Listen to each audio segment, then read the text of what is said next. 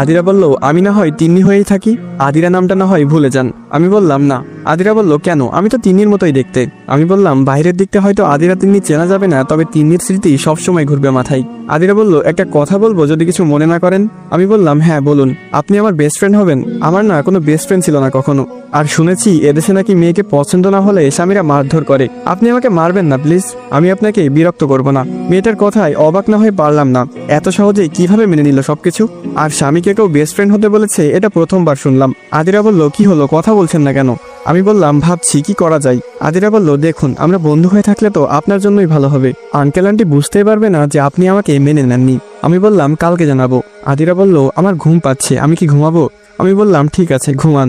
রাত তখন 2:15। তাকে ঘুমাতে বলে আমি একটা সিগারেট ধরালাম। কেমন একটা অদ্ভুত অনুভূতি পড়াচ্ছে আমাকে, মাথা ঝিমঝিম করছে এখনো। তিন্নি মেয়েটা যে কিনা আমাকে বিয়ে করার জন্য প্রায় পাগল হয়ে গিয়েছিল, সে নিজেই পালালো, মেনে নিব কিভাবে? হঠাৎ আদিরা উঠে বলল, আমাকে একটা দিবেন? কিছুটা ধমকের সুরে বললাম, সাহস তো কম না, আমার কাছে সিগারেট চাচ্ছেন? আদিরা বলল, আপনি কেন খাচ্ছেন?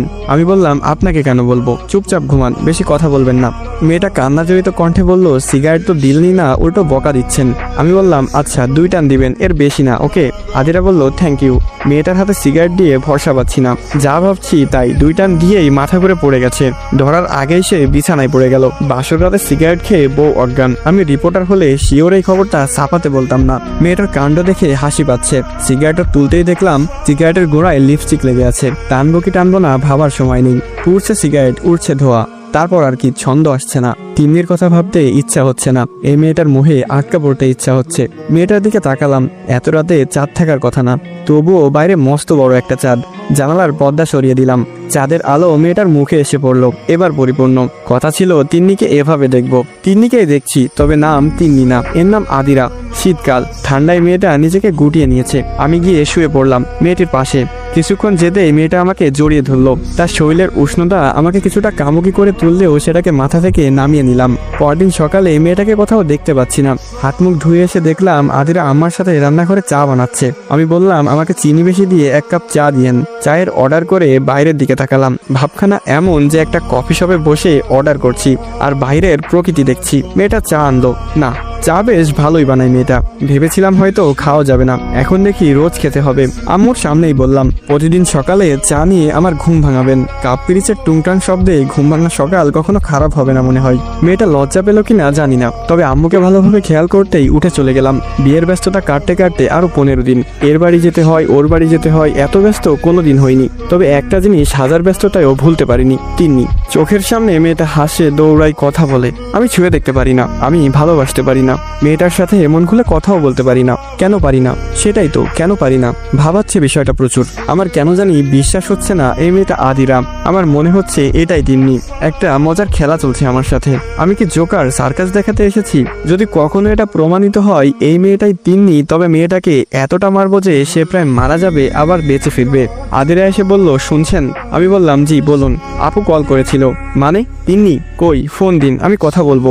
আদিরা বলল, আপু কোনো রিসেপশন থেকে কল করেছিল। আমি বললাম, ঠিকানা নিন।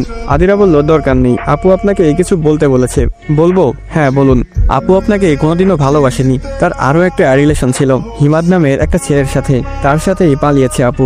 কোথায় আছে খোঁজ নিয়ে লাভ নেই, কারণ তারা আবার অন্য কোথাও যাচ্ছে।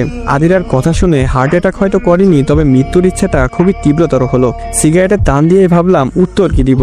আদৌ কি মনকে বোঝানোর মতো কোনো উত্তর আছে আমার কাছে? নেই হয়তো।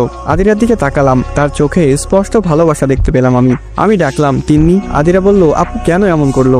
আপনার মতো মানুষকে কষ্ট দিয়ে সে কখনো ভালো থাকতে পারবে না, কখনোই না। আমি আদিরার গালে ঠাস করে 2টা চড় মেরে দিলাম। গালে 4 আঙ্গুলের দাগ পড়ে গেছে। মেয়েটা এবার কেঁদেই ফেললো।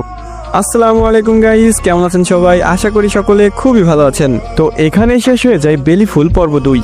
গল্পটি কেমন লাগলো অবশ্যই কমেন্ট করে জানাবেন। তো আবারও ফিরবো এই গল্পের পরবর্তী পর্বগুলো নিয়ে। আরেকটা কথা গাইস, আপনাদের যদি এই ভাইয়ের ভিডিওগুলো ভালো লেগে থাকে আর এই গল্পগুলো ভালো লেগে থাকে, তাহলে অবশ্যই চ্যানেলটি সাবস্ক্রাইব করে যাবেন। আর টিকটক ফেসবুক থেকে দেখে থাকলে অবশ্যই ফলো করে দিবেন। আর মন থেকে এই ভাইয়ের ভালোবাসা নেবেন। তো দেখা হচ্ছে অন্য কোনো ভিডিওতে। আজকের মতো এই পর্যন্তই। ভালো থাকবেন, সুস্থ থাকবেন। আল্লাহ হাফেজ গাইস।